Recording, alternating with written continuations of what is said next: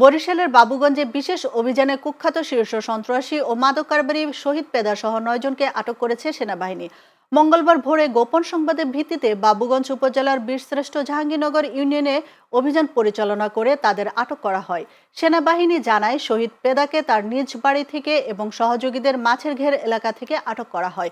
অভিযানে ইয়াবা, গাঁজা, মাদক সেবনের সরঞ্জাম, অবৈধ সিগারেট ও দেশীয় অস্ত্র উদ্ধার করা হয়েছে। আটককৃতদের বাবুগঞ্জ থানায় হস্তান্তর করা হয়েছে।